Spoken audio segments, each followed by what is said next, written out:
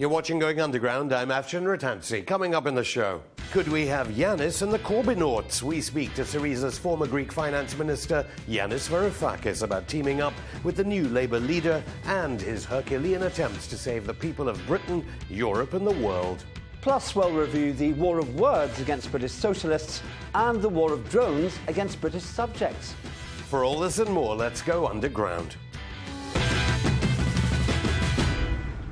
There are rumours in the media that Her Majesty's loyal opposition, led by Jeremy Corbyn and Shadow Chancellor John McDonnell, is turning away from Washington imperialism. But is it true? This is what Shadow Home Secretary Andy Burnham voted for, the catastrophic bombing of Libya, which has helped to cause the biggest refugee crisis since World War II.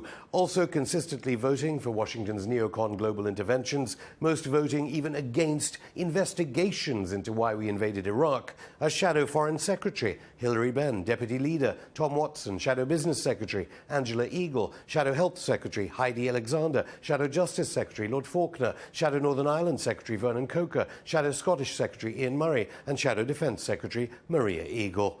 Actually, virtually all of the Corbyn-McDonnell Shadow Cabinet have voted for wars, for covering them up, for free market fundamentalism. The only reason that Shadow leader Chris Bryant didn't get defence, apparently, was because Corbyn threw him out of discussions on Sunday because Bryant could countenance an actual British invasion of Russia. Have Corbyn and McDonnell become superhuman when it comes to forgiveness? Here is Shadow Chancellor John McDonnell speaking at a rally against UK foreign policy just a few years ago. Apologies for the video quality, but back then mainstream media with proper cameras didn't even usually cover anti-war demonstrations in Britain. And saw the shock and awe of the attack on the innocent Iraqi people. We will never forgive or forget the role that this government played in unleashing war among the innocents. A case of to err is human, forgiveness divine.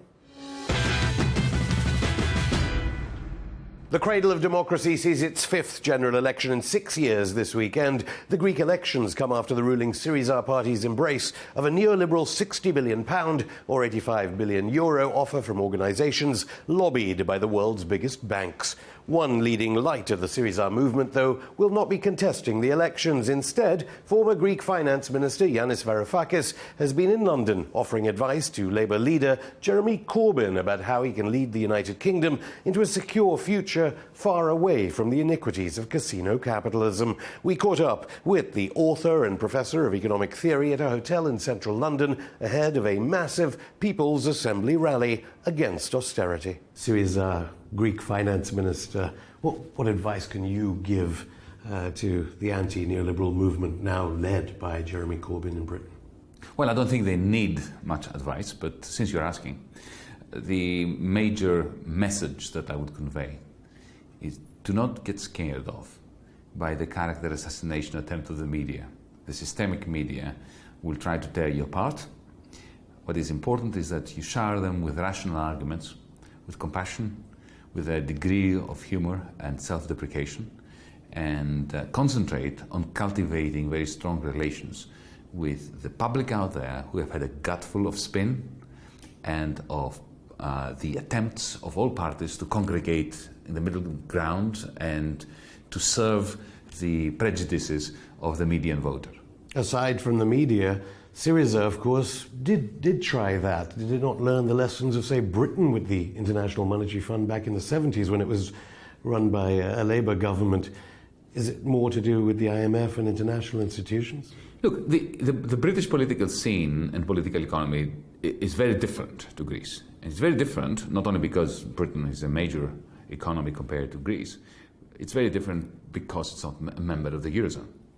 Therefore, it has the British government, whichever party is in government, has a degree of sovereignty and a degree of freedom that no Eurozone member state does. Already, though, you were talking about sovereignty. We're hearing from shadow cabinet members that Britain is not going to leave the European Union, whatever the criticism about secret trade deals like TTIP and the EU-US axis. But the European Union is a very different beast from the Eurozone. The European Union in itself cannot order your banks to be closed in order to get you to bend to their will. The Eurozone is that realm. So whether Britain stays or leaves the European Union is not going to be that significant. It doesn't compare to the question of whether a Eurozone member state should stay in the Euro or not. That is a matter of one's currency. So the question of Brexit, the referendum that David Cameron has called for, is a significant question. It's a very significant question. But it's a much lower order of magnitude compared to the issues around the euro. How big a factor was the Global South, BRICS, Russia, China, when it came to Syriza negotiations? Because over here, Jeremy Corbyn had problems appointing a shadow defense secretary. So we're hearing on the basis that the first choice wanted to countenance an invasion of Russia. In Greece, it wasn't an issue. And it wasn't an issue because even the Conservatives, or at least a very important section within the Conservatives, the New Democracy Party, wanted to have a decent relationship with countries like China, Russia, even Iran. So the polarization that you find here in Britain between those who want Britain to be just an extension of the United States and those who want a more independent policy, you don't find this in Greece very much these days. The polarization in Greece was about the break from the Troika's ways. Would you say it's a humanitarian catastrophe facing the Greek people ahead of this weekend's election, regardless of unemployment? I mean, the health indicators even. Well, for 5 years now, Greece has been in a Great Depression, and the depression is getting worse and worse. In Greece, we have the European Central Bank, the European Commission, the International Monetary Fund, and other partners that have been imposing upon us further contraction, making a Great Depression into a humongous depression. Do you think Syriza failed because it was seen as a threat to national security, or should I say European security, by the powers that be? I say this because, of course, the Prime Minister here has said Jeremy Corbyn represents a clear and present danger to national security. Not at all. It was abundantly clear to the Europeans and to the Americans that our government didn't pose any threat to NATO, Which is why they could walk all over you? No.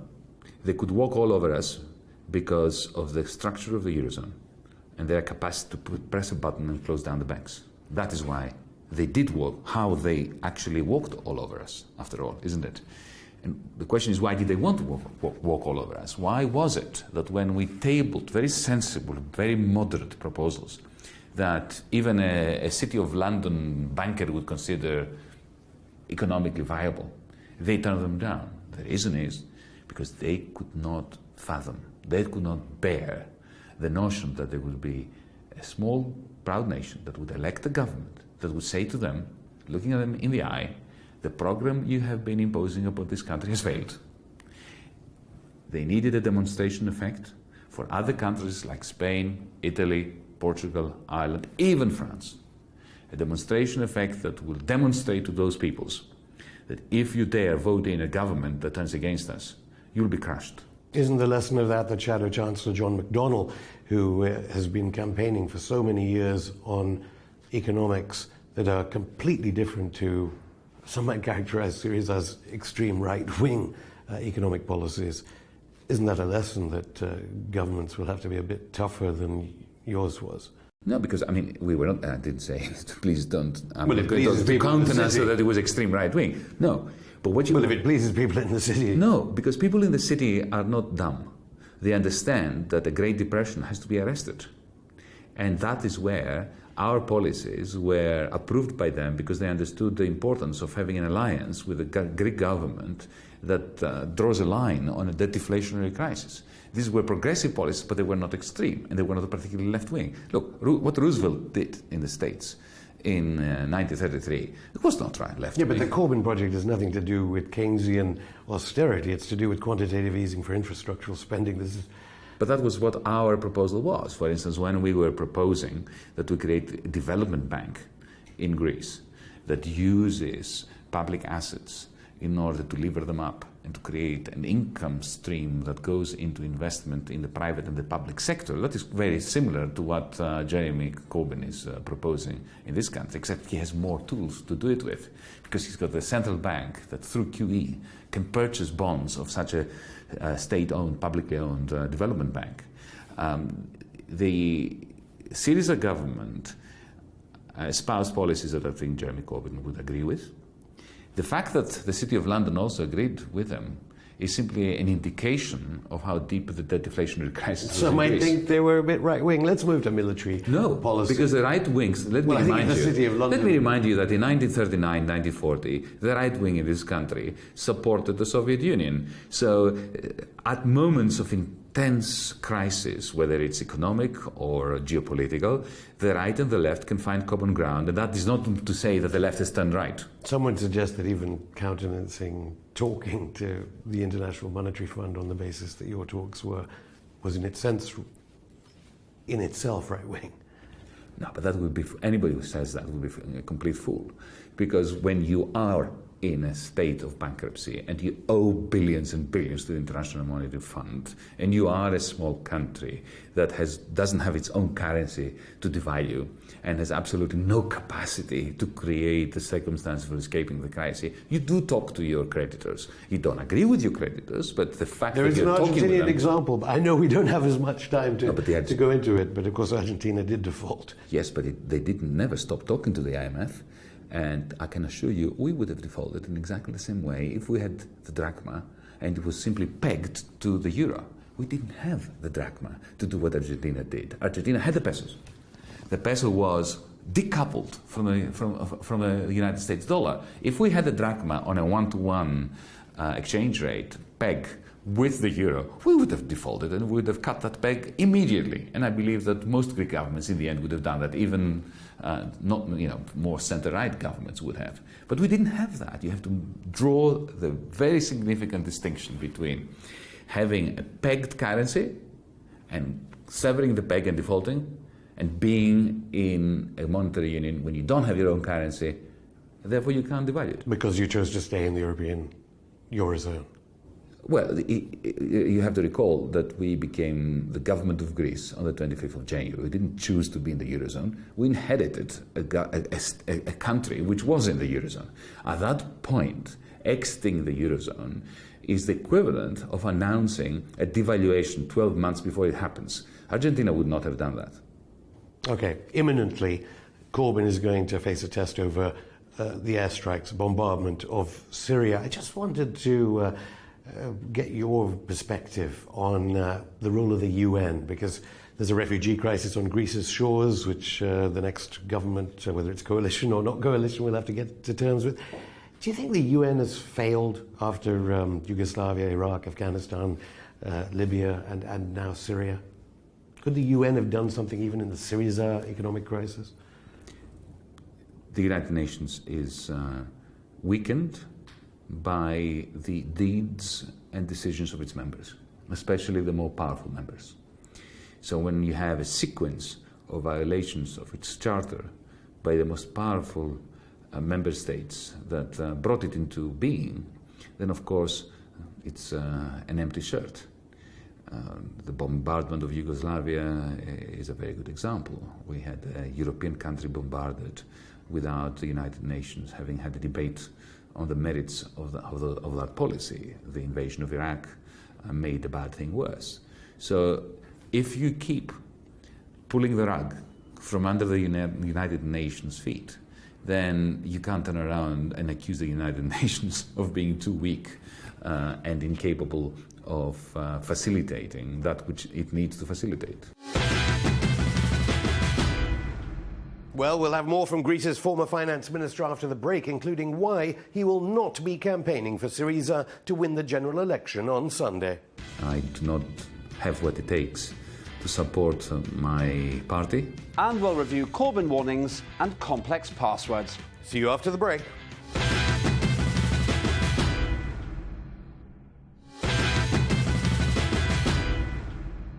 In part two of our interview with former Finance Minister Yanis Varoufakis, we talk about the Greek tragedy of his finance plan and why he doesn't have the strength to support Syriza in the election this weekend. Economists have endorsed Jeremy Corbyn's economic programme. Some have differed. Do you now regret Syriza's taking advice from the likes of neoconservatives Jeffrey Sachs, Larry Summers, an avowed neoliberal, surely, the Tories' former Chancellor Norman Lamont? Are these really the people that you want to take advice from? And will a Syriza government next week do that? These were my choices, and Why? I remain steadfastly proud of having sought their help. Because, and I'll tell you why, we were a left-wing government. We had to impress upon the powers that be that the crisis that they created, that the Troika created, was so deep that we could find common ground with Larry Summers, with Jeff Sachs, with Norman Lamont. When Norman Lamont comes out, the champion of British austerity, and says that the austerity in Greece was so excessive that it is bordering on the uncivilized, this is a major help to a government like ours, that was portrayed by the Financial Times, by Wall Street Journal, as a band of left-wing loonies. But why do you care? You have a mandate. You can go to Stiglitz and economists of the Stiglitz left. is a good friend, and he was also an advisor. To create a broad coalition of experts from different schools of thought and different political backgrounds that all say the same thing, which is in support of what you're doing. And you have a very tiny, very small amount of power in the context of your negotiations. It's the right thing to do. We did not fail because Jeff Sachs supported us. We failed because the Troika turned against Jeff Sachs. They turned against Larry Summers. They turned against Joe Stiglitz. They turned against me. They always and ended they said, Stiglitz. yes, indeed. Which just goes to show the extent to which rationality did not matter in the negotiations with Greece. They wouldn't care. If God and his angels were to come down and put together a reform package for Greece, the Troika would have turned it down because they were only interested in humiliating us and demonstrating to the people of Spain in particular and Ireland that if they dare vote in a way that the Troika doesn't like, they will be crushed. And there has been a crisis, political crisis, in the north of Ireland at the moment. You've said that you marched with Jeremy Corbyn for a united Ireland. What do you think about, certainly the tabloids here are obsessed with the idea that the new Shadow Chancellor said that the only reason Britain was brought to the negotiating table over a peace process in Ireland was the bomb and the bullet and the Irish Republican Army. The British people have suffered a great deal, and so have the Irish people, from the troubles in Northern Ireland. It took immense courage from the representatives of the two warring communities, the Unionists and Sinn Féin, to start a process which saw in Stormont and effectively a national unity government. It is important at this point not to allow the sectarian logic of the past and the blame game of the past to seep back into the public discourse and undermine that process. The people of Belfast, the people of Derry, the people of Dublin, and I think the people of London and Manchester and Birmingham want to see those wounds healed. And finally, will Syriza be as nice to the Troika, as nice to the mainstream media, as nice to mainstream culture, economics, this time round if it wins over the weekend? Well, let me remind you that I'm not part of Syriza anymore. I do not have what it takes to support my party.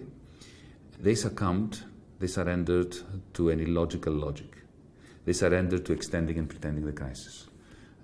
I've been fighting for 5 years against this extended and pretend logic, and to hear my good friend and comrade Alexis Tsipras say, this is a terrible package, but we will implement it because we can do it a bit better than the rest, makes me simply pull back and say, this is not a path I'm prepared to walk with you. Yanis Varoufakis, thank you. Thank you. Well, with me is broadcaster and former Member of Parliament Lembit Opik to go through some of the week's headlines now. Lembit, let's begin with drone strikes. There have been so many in the past 48 hours. US assassination strikes in Afghanistan, in Yemen. You've chosen something by Patrick Coburn in The Independent. Yes, this week's theme is war games all the way through. And let's start with this one. The Independent, Britain's drone strike in Syria. These executions are a mark of tyranny. Now, the story here is 2 British citizens, or subjects as you might call them, have been killed by drone strikes. Some people have celebrated this. And hold on a second. This is a form of capital punishment without so much as a trial. It's likened to tyranny from the 1930s. A hallmark of tyranny is to kill your own subjects without any kind of legal process. And Coburn makes the point in Evgeny Lebedev's paper that, and he's quite an expert in the Middle East, saying how drones are recruiting sergeants, that they... Also, we're attacking ISIS's enemies previously. We were attacking President Assad. Were we using drone strikes, drone surveillance of Assad? The whole thing's a mess because we've sort of worked on both sides. We are partly responsible for the growth of ISIL. And it's worse than that. We're actually, as you said, the recruiting sergeant for terrorism. The United States reports themselves suggest that you create more enemies than you kill by doing this. These are lessons of history we've already learned in Northern Ireland, and we're doing it all again. David Cameron, of course, was in the Middle East, protected presumably by Hezbollah, one of the greatest fighting forces against ISIS. You've picked a headline from Viscount Rodomir's Mail. Yes, and there's an irony in this one. David Cameron, as reported in the Mail Online, face-to-face with refugees' despair. Cameron meets Syrians forced out of their homes by civil war during a surprise Middle East trip. This unannounced trip, probably because of security concerns, is Cameron trying to put a brave face on what amounts to a U-turn in taking 20,000 Syrian refugees to the UK. He's in a bind here. He didn't want to do it. Then there were some iconic shots of drowned children trying to get into the European Union with their parents. And now he's saying, look, we're doing all this. And he's basically saying that because he's trying to forestall the criticisms of him not being caring enough. He's been really hit by that, and I think he's probably felt the pain. But now he's there, it's very hard to see how he pulls out of this situation, and that's going to annoy his backbench. And many people who say we shouldn't be taking migrants and refugees at all. Well, one man in favour of Georgia rather than war is, of course, Jeremy Corbyn, who has said that Hezbollah, as I say, probably protecting David Cameron this week, is a friend along with all the other players because he wants everyone to meet at a conference. He's apparently about to shut the entire country down. That's right. The Corbyn attacks continues. Hold the front page. The Daily Telegraph. Union bosses threaten to use Jeremy Corbyn's victory to cripple UK. It's an extraordinary exaggeration of the Corbyn warnings we've had already. I remember my favourite Corbyn warning, a satirical site said, Corbyn obsessed with destroying the moon, now he's going to destroy the United Kingdom too. It's ridiculous. He won by a huge majority.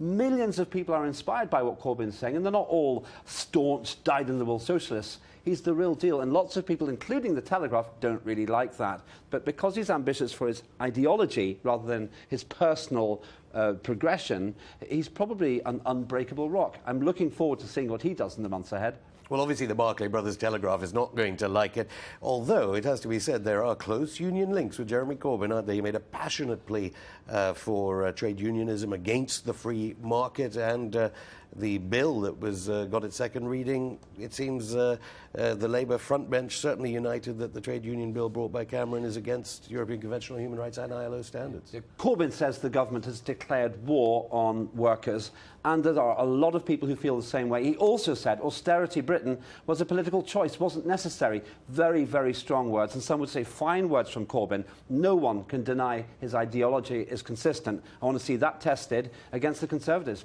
Well, your next headline seems to appear to say that strikes may be good for the economy. It does look like it. The London Evening Standard has reported that tube strikes can be good for the economy, a new study finds. It's a strange little story, this, but apparently we've all found more economical ways, more efficient ways to get to work when the tubes are out of business. And apparently that could be good for the economy. I think this is stretching it a bit, to be honest with you. If you walk to work or if you cycle to work, well, that's great for you, but really, let's remember why they're striking.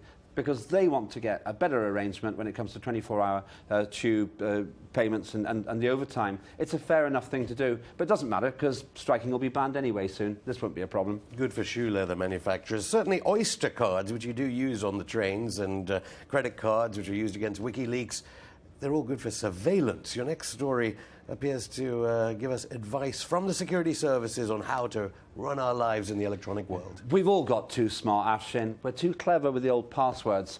Gloucestershire Echo, where GCHQ is based, says, GCHQ says you should stop using complex passwords. They can't get in. Give them a break. They haven't got the time to try and get into our minds. Just put 1, 2, 3, 4, and then they and lots of newspapers can get in. Job done. Better reporting, and they can just arrest us before we commit a crime. We should tell our viewers that you were joking and their PIN codes shouldn't actually be 1, 2, 3, 4. Am I?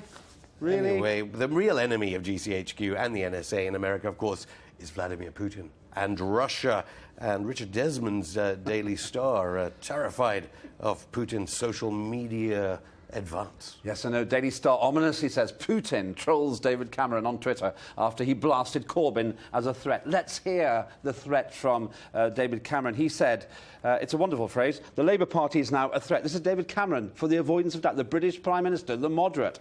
The Labour Party is now a threat to our national security, our economic security, and your family's security. A war of words, real war games, going to town on Corbyn. And Putin has outrageously... Or at least the Russian embassy in London. The Russian embassy, to be precise, has outrageously said, actually, they're quite pleased Corbyn has won. Presumably, even as we sit here, the Russians are digging a tunnel to Labour Party headquarters to supply propaganda and brainwash us all to want to read under our bed. That must be the narrative. Ease down, David Cameron. You've got bigger fish to fry. Just stop killing people with the drones. Remember, see you soon. That's it for the show, but join us again on Saturday when, as Jeremy Corbyn addresses the Stop the War Coalition National Conference in London, we speak to the campaign against the arms trade about this week's taxpayer-subsidised weapons fair in Britain, the largest in the world. Don't forget, you can reach us via Twitter, Facebook, SoundCloud and email. RTUK News is with Bill Dodd every weekday evening on the hour from 7 till 10. We're back on Saturday, 1,381 years to the day the Rashidun Caliphate took Damascus.